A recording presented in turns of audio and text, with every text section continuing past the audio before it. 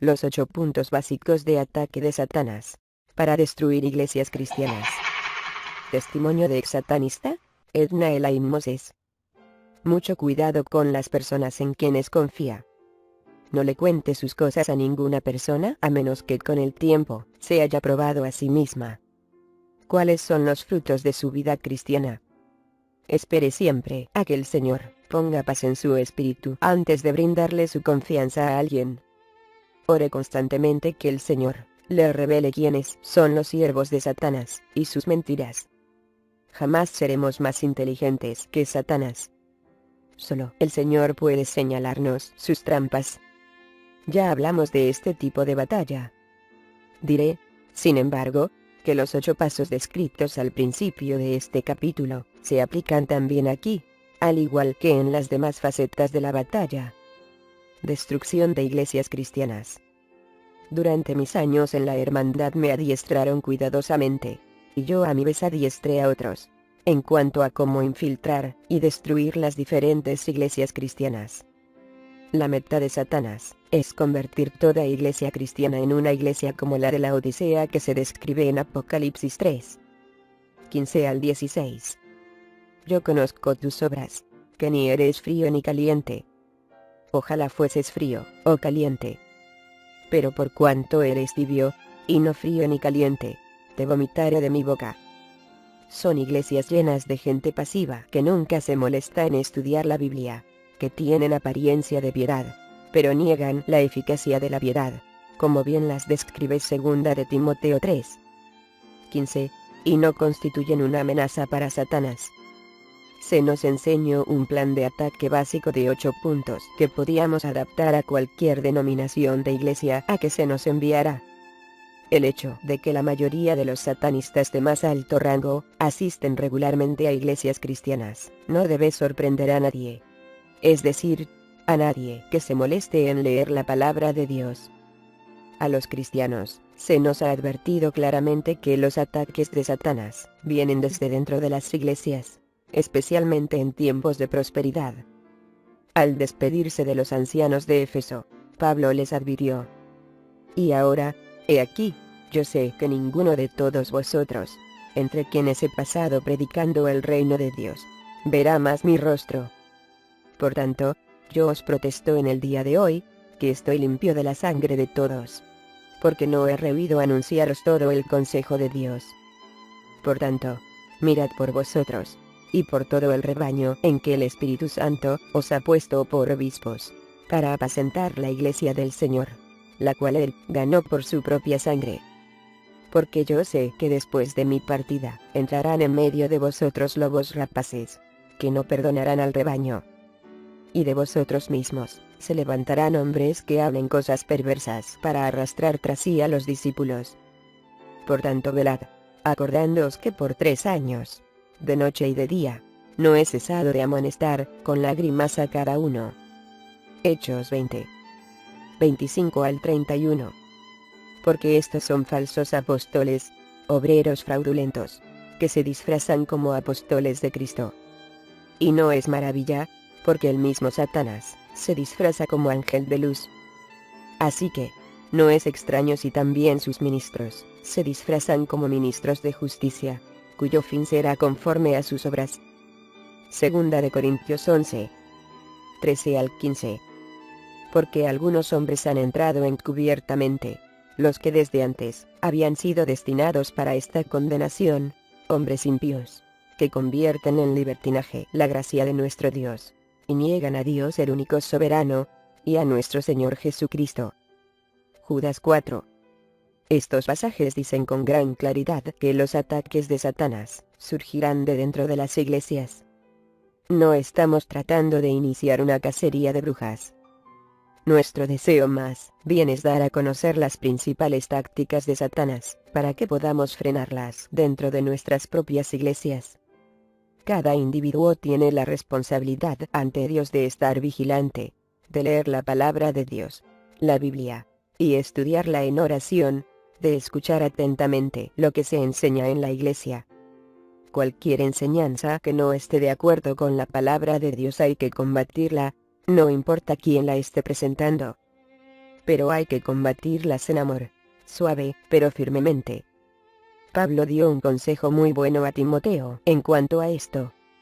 No reprendas al anciano, sino exhórtale como a padre, a los más jóvenes, como a hermanos, a las ancianas, como a madres, a las jovencitas, como a hermanas, con toda pureza. Primera de Timoteo 5. 1. El verbo exhortar implica ardor, súplica. Es implorar con respeto. Nunca olvidemos que Jesús los ama y murió por ellos tanto como por nosotros. Nuestro propósito no es desenmascararlos, sino controlarlos y conducirlos a la salvación. No olviden mi propia experiencia. La pequeña iglesia que me enviaron a destruir sabía que yo era bruja, pero no me desenmascararon en público ni me desafiaron. Si lo hubieran hecho me hubieran matado inmediatamente. No, ellos me dieron amor. Me controlaron para que no pudiera introducir doctrinas destructivas, y estuvieron orando por mí hasta que me convertí. Estos son los 8 puntos básicos de ataque que Satanás enseña a sus siervos, para que destruyan iglesias cristianas. 1. Lo primero que un satanista debe hacer es hacer una confesión de fe. Debe fingir que es salvo para ganar credibilidad ante la gente de la iglesia. En las iglesias que hacen llamados para que pasen al altar, la persona pasa al frente, por lo general con lágrimas, y finge obtener la salvación. Si es una iglesia carismática que pone gran énfasis en el don de hablar en lenguas, el satanista habla en lenguas. Esto no es problema. Los demonios pueden fácilmente hablar en lenguas. Recuerdo que cuando Manchan moraba en mí yo podía dirigirme a cualquier dignatario extranjero en su propio idioma, y hacerlo con fluidez. Por eso el Señor enfatiza la necesidad de que haya intérpretes. Cuando os reunís, si habla alguno en lengua extraña, sea esto por 2, o a lo más 3, y por turno, y uno intérprete. Y si no hay intérprete, calle en la iglesia, y hable para sí mismo, y para Dios. Primera de Corintios 14, 26 al 28. ¿Cuánto daño hace el que las iglesias no atiendan esta simple advertencia? Es costumbre en las iglesias carismáticas que durante los cultos y reuniones de oración muchas personas hablen y oren en lenguas al mismo tiempo sin que nadie interprete. Los satanistas se aprovechan bien de esto. Cuando yo servía a Satanás, solía hablar en lenguas en todos los cultos y reuniones de oración. Y lo mismo los demás satanistas que trabajaban conmigo. Nadie interpretaba. Maldecíamos la iglesia. Otros 3 pasajes que la mayoría de las iglesias pasan por alto son: amados, no creáis a todo espíritu, sino probad los espíritus, si son de Dios. Porque muchos falsos profetas han salido por el mundo. En esto conoced el Espíritu de Dios. Todo espíritu que confiesa que Jesucristo ha venido en carne, es de Dios. Y todo espíritu que no confiesa que Jesucristo ha venido en carne, no es de Dios. Y este es el espíritu del anticristo, el cual vosotros habéis oído que viene, y que ahora ya está en el mundo. Primera de Juan 4, 1 al 3. Él entonces dijo: mirad que no seáis engañados, porque vendrán muchos en mi nombre. Lucas 21, 8. No todo el que me dice: Señor, Señor, entrará en el reino de los cielos, sino el que hace la voluntad de mi Padre que está en los cielos. Muchos me dirán en aquel día: Señor, no profetizamos en tu nombre, y en tu nombre echamos fuera demonios, y en tu nombre hicimos muchos milagros. Y entonces les declararé: nunca os conocí. Apartaos de mí, hacedores de maldad. Mateo 7, 21 al 23.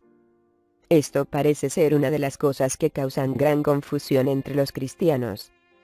Los satanistas pueden utilizar el nombre de Jesús, y lo hacen. Pueden enseñar y predicar de Jesús, pueden usar el nombre de Jesús en sus oraciones, etc.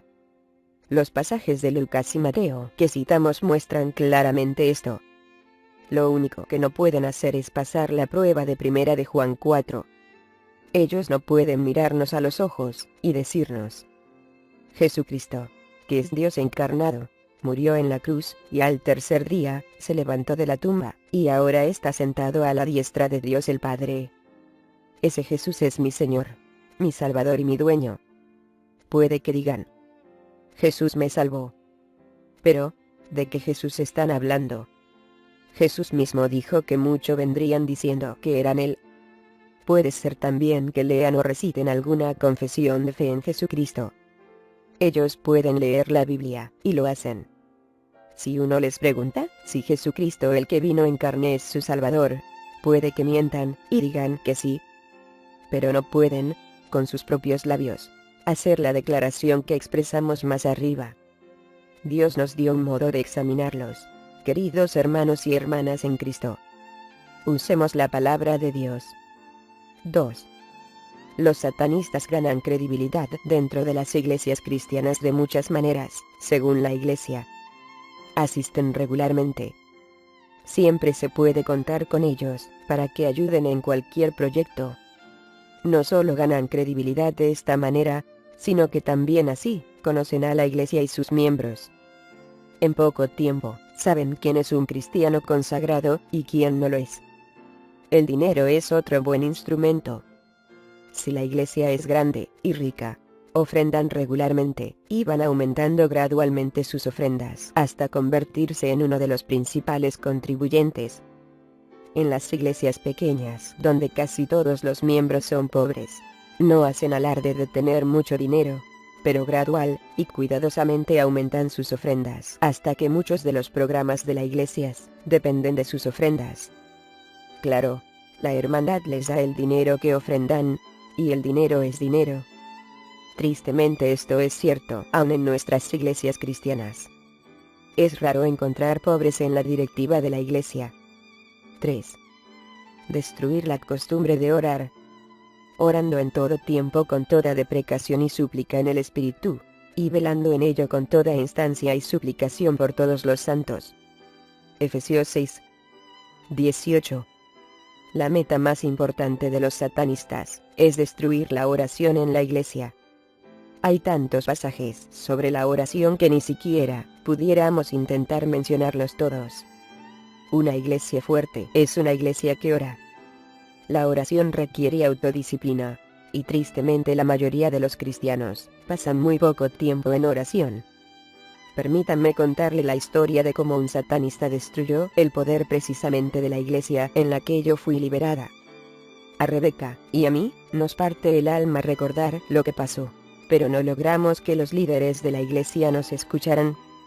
Poco después de quedar yo completamente liberada, nos horrorizamos al ver que el sumo sacerdote del inmenso y poderoso capítulo satanista de la ciudad en que nuestra iglesia estaba situada comenzó a asistir a nuestra iglesia. Yo conocía personalmente a aquel hombre y a su familia desde que yo estaba en el satanismo, y él personalmente nos amenazó a Rebeca y a mí en más de una ocasión. En menos de 2 años, aquel hombre y sus colaboradores destruyeron completamente aquella maravillosa y poderosa iglesia. Muchas veces Rebeca y yo suplicamos con lágrimas al pastor y a algunos de los ancianos que frenaran lo que estaba pasando en la iglesia, pero no nos hicieron caso. No podíamos acusar a Roy, no es su verdadero nombre, de ser satanista porque, claro está, no teníamos pruebas. Hubiera sido su palabra contra la nuestra. Pero en más de una ocasión, tratamos de mostrarle al pastor y a un par de ancianos que el fruto de aquella vida no se conformaba a las escrituras. Esto fue lo que hizo. Roy era muy rico. Se hizo miembro de la iglesia poco después de comenzar a asistir. Afirmaba estar bien cimentado en su conocimiento de la Biblia, lo cual era cierto. Ofrendaba grandes sumas de dinero, asistía a todas las reuniones y actividades, y se unió al coro. En aquel tiempo nuestra iglesia tenía cultos de oración en extremo poderosos todos los miércoles en la noche. Todas las semanas de 200 a 300 personas asistían y oraban como un cuerpo unificado. Teníamos cultos de oración tan potentes que el poder del Espíritu Santo literalmente sacudía el edificio. Aquella gente tomaba en serio la oración. Como era de esperarse, la iglesia comenzó a crecer enormemente. Su membresía subió de 300 a más de 1000 en menos de un año. Es un momento sumamente peligroso para cualquier iglesia. El pastor y los ancianos ya no podían conocer personalmente a todos los miembros. En vez de dividir la iglesia para formar una iglesia hermana y reducir el número de miembros a una cantidad manejable, ampliaron el edificio, y la iglesia siguió creciendo con rapidez. Todos pensaban que estaban siendo muy bendecidos por Dios, y era cierto. Pero muchos de los recién llegados eran satanistas que se hacían pasar por cristianos. No habían pasado 6 meses de haberse unido a la iglesia cuando Roy pasó al frente, y le dijo a la iglesia que Dios había puesto en su corazón una gran carga por los Estados Unidos. Dijo que Dios quería que los hombres de la iglesia vinieran un mediodía a la semana a pasar una hora en oración por el país. Estaba dispuesto a dirigir tal grupo. Todos pensaron que era maravilloso, y Roy adquirió relevancia en la iglesia. Un par de meses más, y 10 hicieron anciano, y poco después, lo eligieron miembro de la junta de directores. A los 4 meses de fundar el grupo Oremos por la Patria, lanzó la segunda parte de su ataque. Junto con su esposa, y otros 20 miembros del coro, le dijeron en medio de lágrimas al director del coro que no podían seguir en el coro, porque les estaba robando demasiado tiempo del que tenían que pasar con sus familias. Afirmaron que les era demasiado asistir al culto de oración nocturno de los miércoles y luego ir a los ensayos del coro.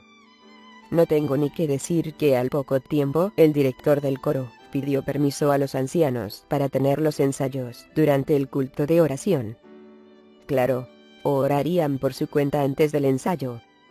Los ancianos estuvieron de acuerdo, y los 20 miembros volvieron al coro. El primer ataque había sido un éxito. Como el coro era grande, una buena parte de los miembros de la iglesia dejaron de orar y de beneficiarse de aquellos poderosos cultos de oración. La mayoría de los miembros de la iglesia comenzaron a preguntarse si el culto de oración de veras era de tanta importancia. Como al mes de la victoria con el coro, Roy lanzó otro ataque en una reunión de ancianos y miembros de la directiva.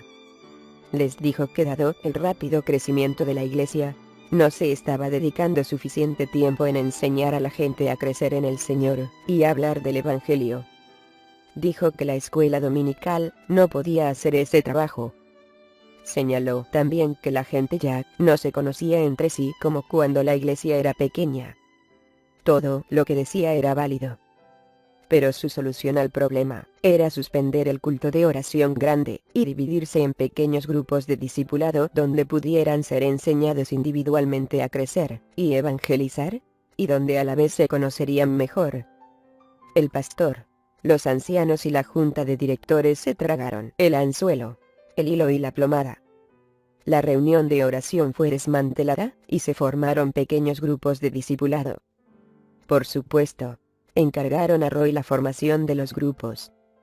Las personas que escogió para que los dirigieran eran casi todas satanistas. La oración y el poder de la iglesia fue destruido. Rebeca y yo fuimos llorando a hablar con el pastor y algunos de los ancianos. Quisimos mostrarles Biblia en mano que aquellos poderosos cultos de oración eran la espina dorsal de la iglesia. No quisieron escucharnos. De todos escuchamos la misma excusa. Nadie mejor que Roy conoce la importancia de la oración. Vean cómo comenzó el grupo Oremos por la Patria. Muchos de los mejores cristianos de la iglesia pronto se fueron a otras iglesias. Como al año, la iglesia estaba en ruinas. El pastor se desalentó y renunció. Los más antiguos y más fieles miembros de la iglesia se fueron, y el poder también abandonó a la iglesia. Ve qué fácil es. ¿Ha pasado o está pasando esto en su iglesia? No se vaya de la iglesia. Póngase de pie y luche contra Satanás. Restituya la oración en su iglesia. 4. Una vez que la base de la oración ha sido destruida, los satanistas pueden hacer lo que se les antoje. Una de las cosas más fáciles es echar a correr rumores. El chisme es un instrumento de primera para Satanás. poca gente tiene fortaleza para pasar por alto un rumor que ha escuchado. Los satanistas pueden destruir con facilidad la credibilidad del pastor y de los verdaderos cristianos en una iglesia valiéndose de rumores. Exhortamos a todos los líderes de iglesia a que tengan mucho cuidado. Nunca vayan solos a la casa de un miembro del sexo opuesto a ayudar o a aconsejar. Pueden enredarlo fácilmente. Aun cuando uno no haga nada indigno o incorrecto, ¿quién puede demostrarlo? Muchos pastores han sido destruidos por esas trampas. Primera de Tesalonicenses 5, 22. Dice: apartaos de toda especie de mal. Los cristianos harían bien en seguir fielmente lo que dice ese pasaje. Como maestros pueden hacer un tremendo daño. ¿Sabe usted realmente cómo anda con el Señor, su maestro de escuela dominical? ¿Sabe bien lo que están enseñando a sus hijos o a los demás? Durante varios años, fui maestra de escuela dominical en una iglesia bíblica carismática de mi pueblo, y dirigía e instruía al coro de jóvenes, al mismo tiempo que servía a Satanás. Sufro al pensar en las muchas vidas jóvenes que destruí, reclutándolas para el satanismo en esas clases, y los muchos otros cuyo tiempo malgasté al no enseñarles el verdadero evangelio de Jesucristo. 5. No se deje engañar. Muchos pastores de iglesias grandes y ricas de nuestro país son satanistas. Su influencia es grande, y se salen con la suya porque los cristianos son demasiado perezosos para estudiar la Biblia y comprobar lo que les están enseñando. Estas son las 3 áreas básicas que los satanistas más enseñan. A. La oración. Hacen de la oración algo sumamente complicado. A veces enseñan que hay varios pasos que el creyente debe dar para asegurarse de que está en la correcta relación con Dios antes de poder tener poder en la oración, y antes de que Dios pueda oírlos. Citan y tuercen muchos pasajes para que su falsa doctrina parezca legítima. Innumerables personas dejan de orar porque la forma de orar que les han enseñado es pesada y compleja. Exhortamos a que estudien Hebreos 4, 14 al 16. Por tanto, teniendo un gran pontífice, que penetró los cielos, Jesús el Hijo de Dios, retengamos nuestra profesión, porque no tenemos un pontífice que no se pueda compadecer de nuestras flaquezas, mas tentado en todo según nuestra semejanza, pero sin pecado. Lleguémonos pues confiadamente al trono de la gracia, para alcanzar misericordia, y hallar gracia para el oportuno socorro. B. El mensaje de salud y riqueza. Una de las más destructivas doctrinas satánicas de hoy día es la que encierra el mensaje de salud y riqueza.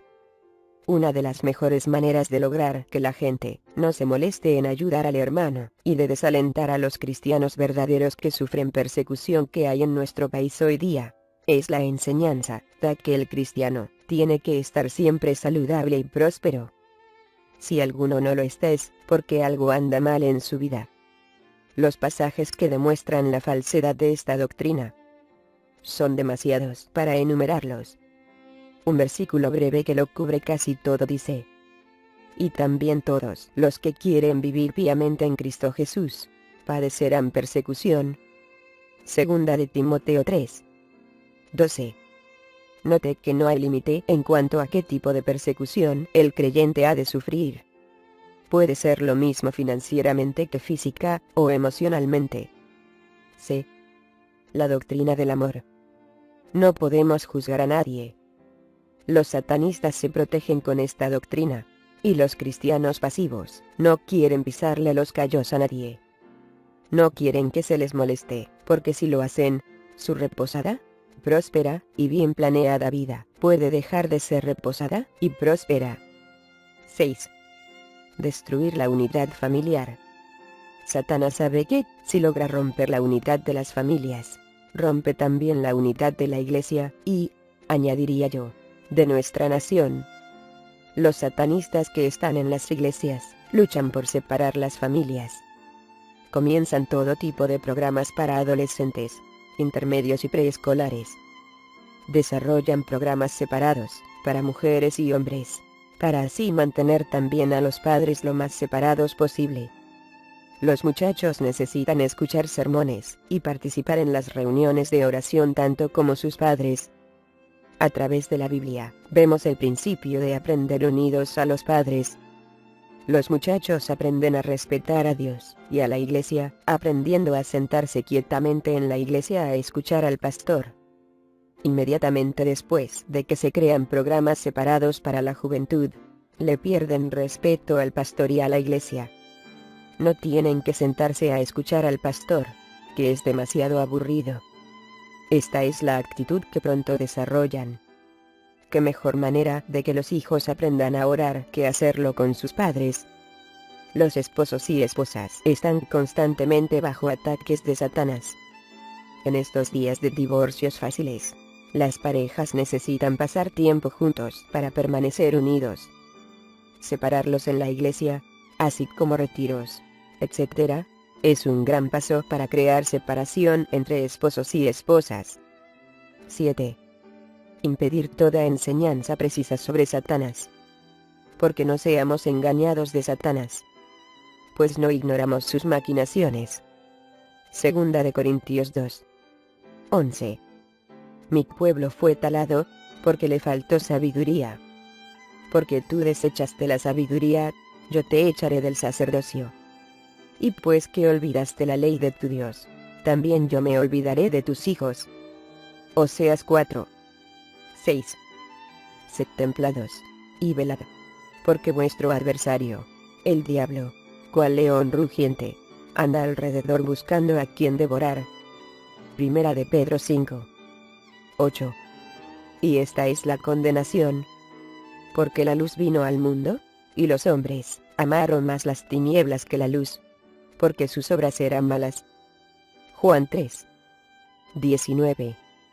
Una de las principales metas de Satanás y sus siervos es evitar cualquier enseñanza sobre sus actividades.